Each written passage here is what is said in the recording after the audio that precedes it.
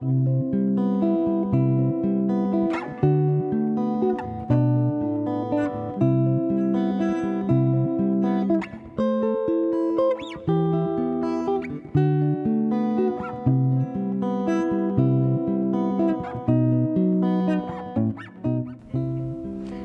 and welcome to Epiphanies. I'm Reverend Jessie Brandon, and I'm a life cycle celebrant, as well as an ordained metaphysical minister. This show is an opportunity for me to bring my two loves together, which is books and people. So what I'd like you to do is just kick back, get a cup of tea, and settle in, take your shoes off. Let's see where this takes us. Today we'll be talking about The Four Agreements by Don Miguel Ruiz. And the Four Agreements are just so lovely. I'm going to read them to you. Be impeccable with your word. Speak with integrity. Say only what you mean. Avoid using the word to speak against yourself or to gossip about others. Use the power of your word in the direction of love. Don't take anything personally. Nothing others do is because of you. What others say and do is a projection of their own reality, their own dream. When you are immune to the opinions and actions of others, you won't be the victim of needless suffering. Number 3, don't make assumptions. Find the courage to ask questions and to express what you really want. Communicate with others as clearly as you can to avoid misunderstandings, sadness, and drama. With just this one agreement, you can completely transform your life. And the 4th agreement is always do your best. Your best is going to change from moment to moment. It will be different when you're healthy as opposed to sick. Under any circumstances, simply do your best, and you will avoid self-judgment, self-abuse, and regret. And to discuss the book further, I'd like to invite my guest in, Deb Brown. Hi, Deb. Hi, Jess. Great to see you. Thanks for coming. Thank you. Please settle in. Thank you. And I'm going to tell these people who you are. Make yourself a cup of tea. Will do. Okay. I'm going to take my shoes off, too. You said relax. Yeah, absolutely. Got to do the barefoot thing.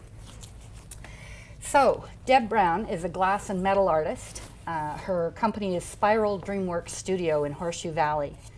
Deb is an artist of spirit, a storyteller who uses artwork to express and portray messages of light, beauty, and awareness.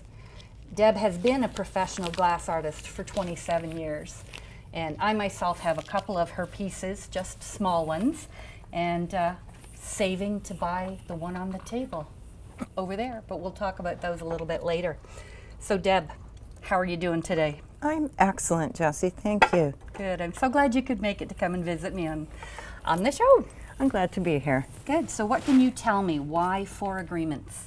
Well, now, when you asked me if there was one book that was more meaningful than others, this one immediately jumped out. And I have a lifelong love of reading. But this one in particular was very important to me in my life, specifically because it gave beautiful words to something that I already knew inside. Mm-hmm.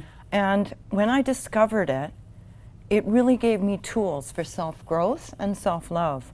I purchased probably 25 different copies and gave them away over the years. Wow. Because I wanted everyone I loved to have a copy of this book. Mm-hmm. Now, that's my copy, and I noticed yours has, that's okay, I noticed yours has some sticky tabs in there, and I wondered if there was something specific there that you, okay, I can't have you read all of that, but is there something in particular that jumps out to you that you would like to share with our viewing audience? Thank you. It's a well-read book, thus the stickies. It was very hard to pick one thing. However, this morning what popped out to me, you can see everything with the eyes of love. You can be aware that there is love all around you. And when you live this way, there is no longer a fog in your mind. This is what humans have been seeking for centuries. For thousands of years, we have been searching for happiness.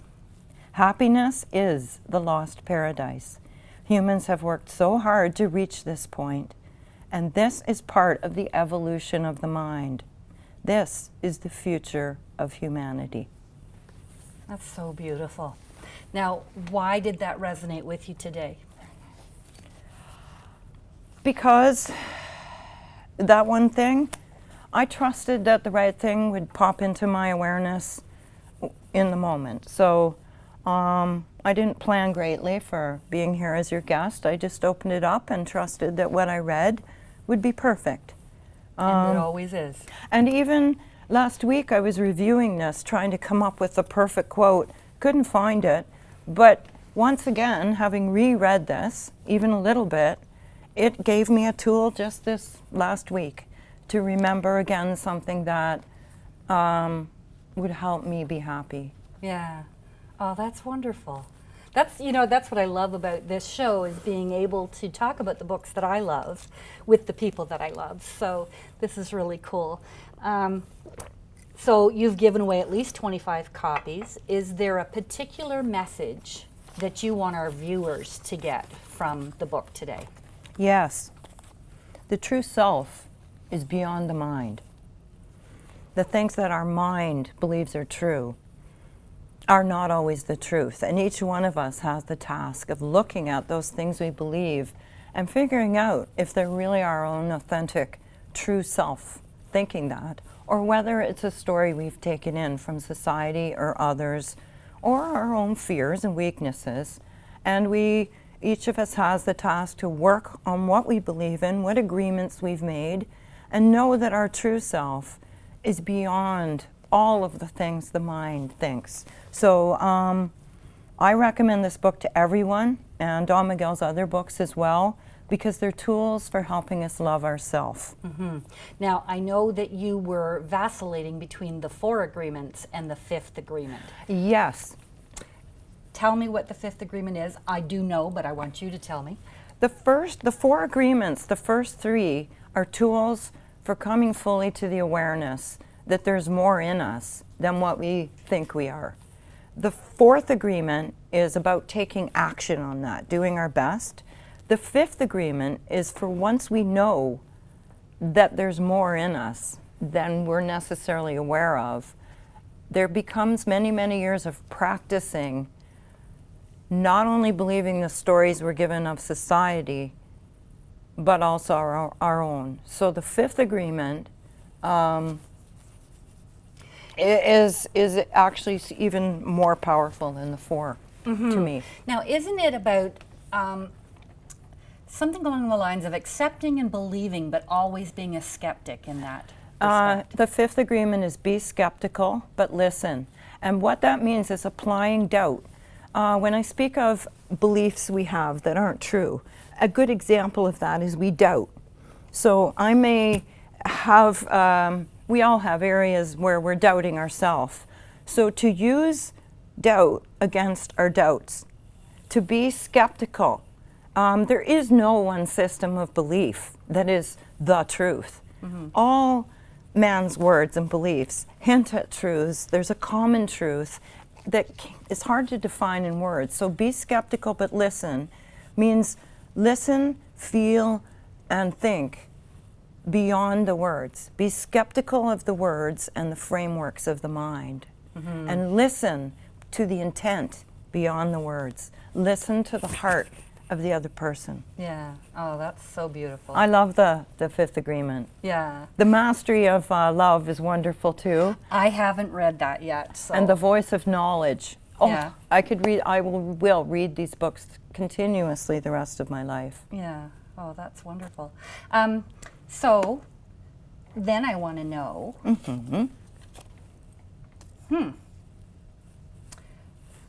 What message do you have for the community about you? I am an artist of spirit. I'm a storyteller. I do my best to create beauty in the world. I see so much potential in the world, and my medium is usually glass. I attempt to give form to things that can't be defined in words. So actually my artwork is different expression than the book, but a similar message. Okay. If you had the opportunity to meet with somebody, alive or dead, for whatever reason, who do you think you might want to talk to? That's already happened, because I would have said Don Miguel Ruiz, but I set off years ago. I learned he was coming to Canada, and I ended up meeting him. And I've had the pleasure of meeting him 3 times now, had dinner with him, and we correspond on Facebook. That's too cool. Yeah, and I'm actually working on a book, but I'm not here to talk about it. But one day, Sure you are. But I asked Don Miguel if he would endorse my book, and he said yes. And when it's written, I will show it to him, and so he's helping my dreams come true. We can talk about your book. It's just that I didn't want it to be the primary book. So you can, or you don't have to if you don't want to divulge it just yet. Well, it's actually okay. Why not? We're just here to chat. So it's going to be called Conscious Soul Connection, and it's going to provide tools and activity. What it's not is here's how you can become enlightened. I believe that's already in each of us. This will give practical ways, activities that we can do to share our light with each other, because there's a hunger in the world for soul connection. And that's a soul connection with our true self, with each other, with nature, and with that universal spirit that we can't define. And that is the gist of the book. And I have no idea when I'll get it finished, but you know. Yeah, so it's in progress right now. It's in progress. Awesome. Okay, that's really cool. So, all right. So you've met your person. Let me see. How about a do-over? Is there a do-over you'd like to have an opportunity? What do you mean a do-over? Is there something in your life that you wish you'd done differently or done better, or? No. No, everything is good. I certainly have challenges in life, and as we all do, I've had challenges all the way through.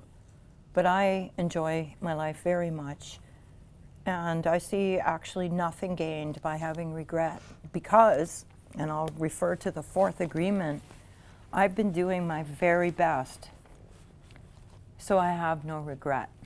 That's awesome. I just have to stop you there. We'll come back to that point in a moment. But what I want to say is it's time for us to go to a break. You're watching Epiphanies, and I invite you to come back in just a moment. Thank you.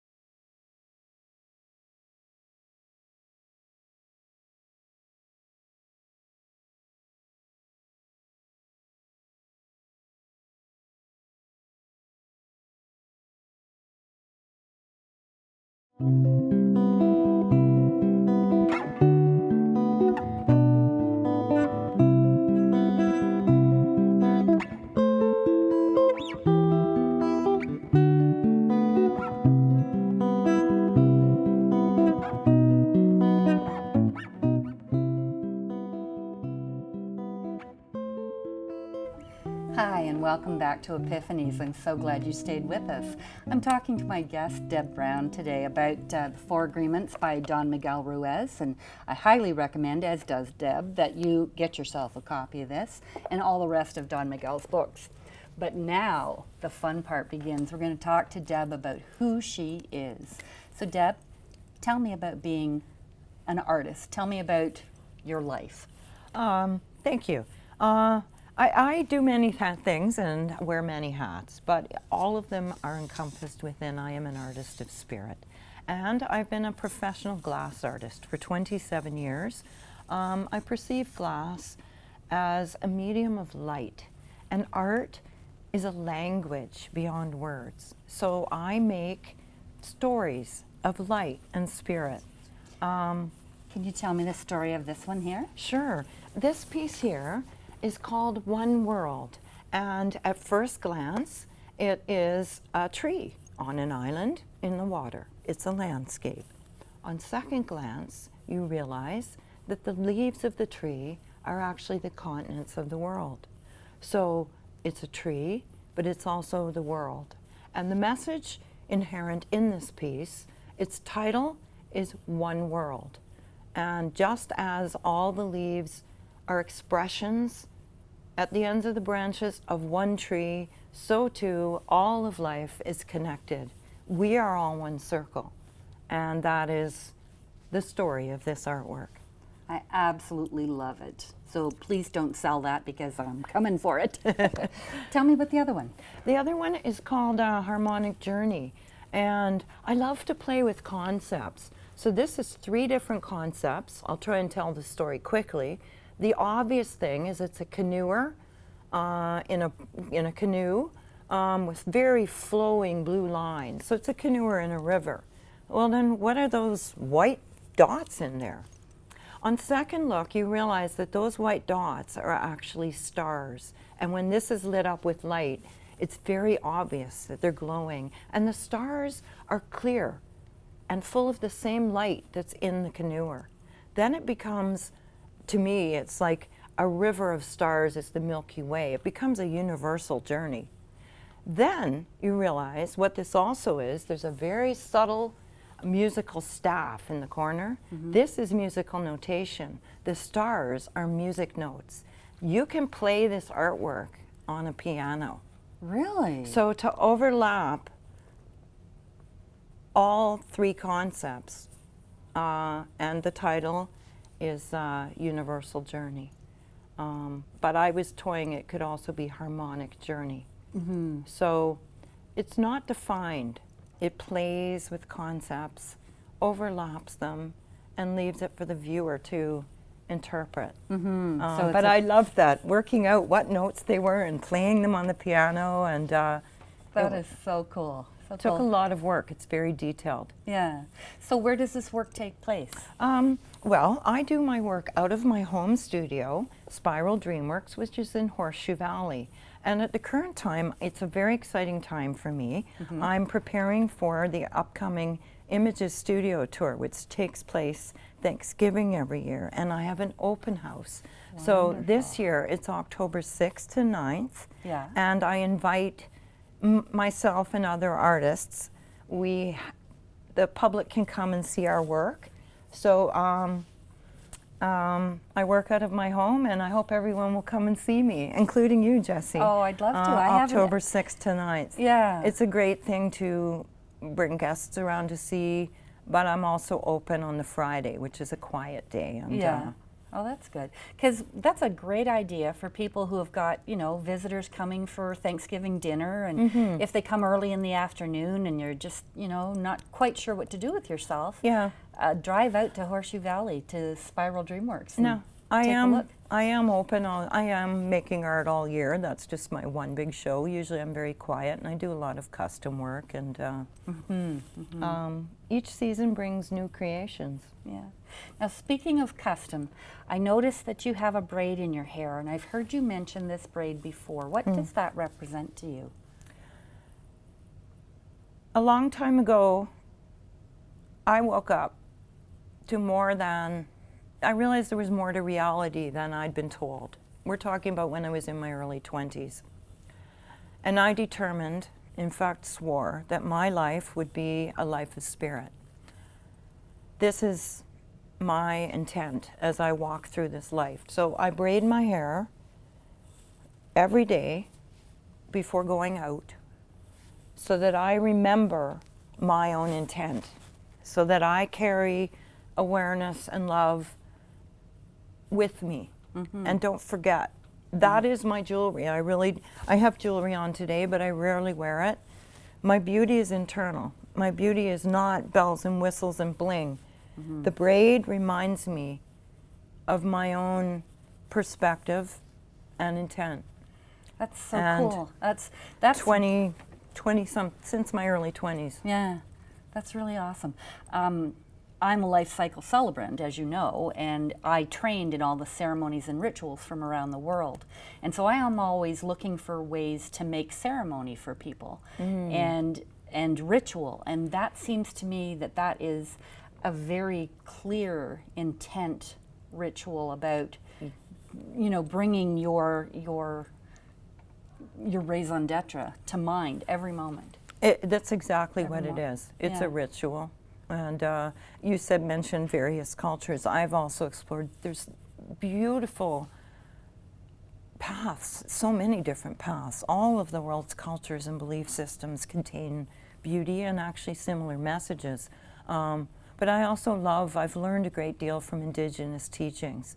And one of the things I read when I was younger, when they get married, they braid their hair, and only their partner has the right to braid their hair.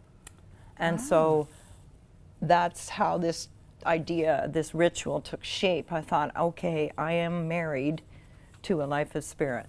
But nobody really has to know that. It's just for me. Yeah. It's not something that you tell people every day. No, it's and you're just telling me. Yeah, and I won't tell a soul. I'm not trying to be a native person. I just, I love the idea. And I give my thanks for the thought that inspired this. Well, I always remember the very first time that we met, way back in the day when we didn't have debit, so I used checks. And I asked if I could write a check for a piece that I wanted to buy from you. And I went away and I came back and I think it was your brother was there. And he said to me, I have to use Deb's method of checking your credibility. And I said, okay. And he took down his sunglasses and he asked me to remove mine. And he looked into my eyes and then he said, okay, I can take your check. And I thought, how awesome, how novel that that's the way you tell who somebody is, by looking into their eyes and seeing who they are. I love it you're saying that. I feel that the light within us shines and shows in our eyes. And we all need to be seen and to see. And when we can see the light within, then the light comes without. And that's still my checking policy. Really? Oh, that's so cool that it's And I've never had a check bounce. That is really cool. Yeah, I actually bought 2 of your dream catchers and I gifted one away because someone saw that I had 2 and said, you don't really need 2. And I said, well, I don't need 2.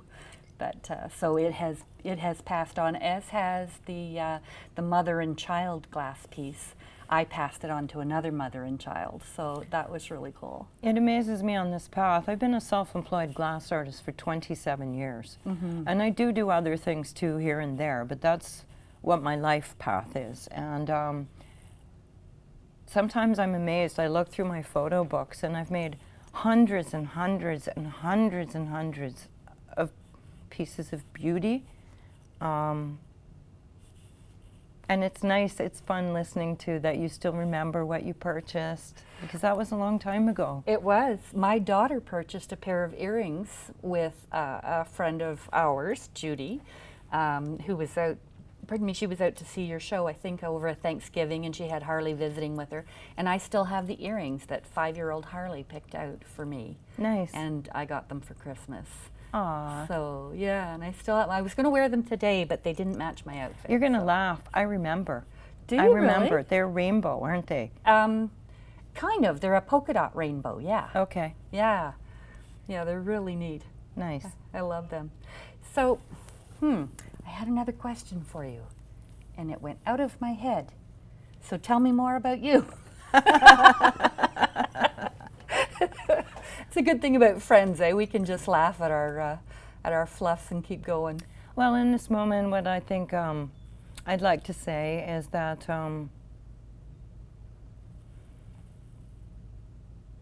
the reason I chose to be a self-employed glass artist, it's actually to honor the intent that I have already expressed. As I walk through this life, I am doing my best. I have love in me for everybody, and this is my way of showing it and sharing it. And I know for sure this is fact. Everywhere I've walked, all these years, I make beauty, and then I move along, but there's beauty here, and there's beauty there, and I forget what I've made, Yeah. but I just keep making beauty Yeah. and sharing it with the world. And I love when people come back and visit me, and they say, yes, you know, this piece you made 17 years ago adds something to my life, and these artworks will be here long after I'm gone. Yes, that's So- true. I have to interrupt you there because Okay. I want to let my viewers know that if there's any questions that you have about the book, about Deb, about myself, things that we've talked about today, I invite you to email me at jessie@jessiebrandon.ca, and I'll answer those questions at a later date. So now, Deb, we come to our final moment together, and I'd like to know, what do you hope your legacy will be? I think maybe I already said that. I hope that my legacy will be that I added some beauty to the world. I like to think that the people I've touched, when I see their light and we share, that it increases the happiness, it increases the soul connection on this beautiful world we share. That's wonderful. Thank you so much.